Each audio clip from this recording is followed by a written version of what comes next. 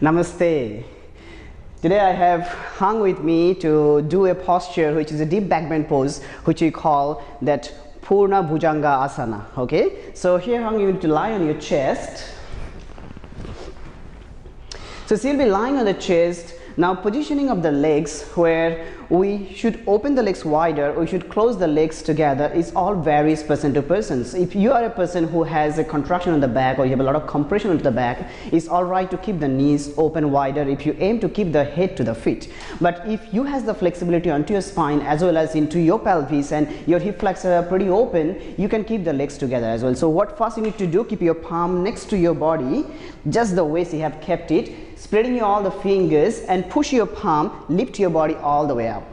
So stay there. This is step one. In the step one, you need to be analyzed that if you feel any compression, any pain, respect that and open the legs. But if you do not feel any compression, if you do not feel any kind of pain, step two, dropping your heads backward and try to open the chest by dropping your both shoulders backwards. And if you feel that there is no more space for me to push it up, it's all right for you to walk back on your hands towards the pelvis.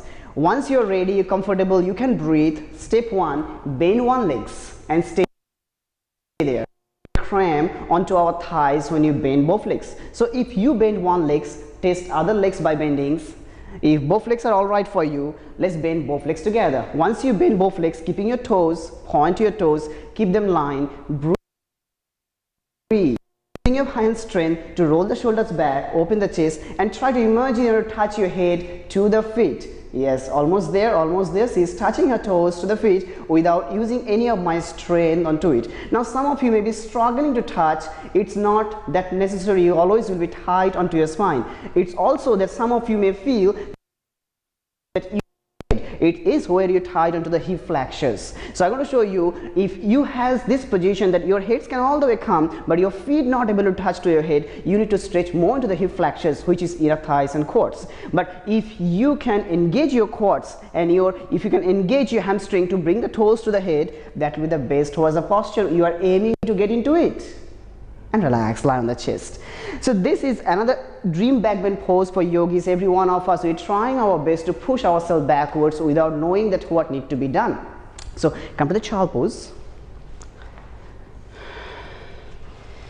So if you need to work on the spine, I'll telling you, take your times, bend as deep as your body allow you to do it. You can take a blocks on your hand to bend back, or if you feel your feet not coming to the head, stretches your hip flexion and train your hamstring. So over here we're going to teach you how to stretch your hip flexors. Come up, bring your right foot forward, one leg front.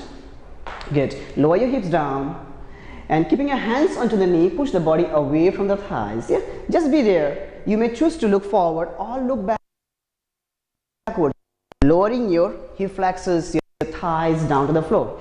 If you want to deepen the pose, if you feel you really has a tight hip flexors, here spend some times and then you can gently bend the legs back, grab your feet if you can, be there.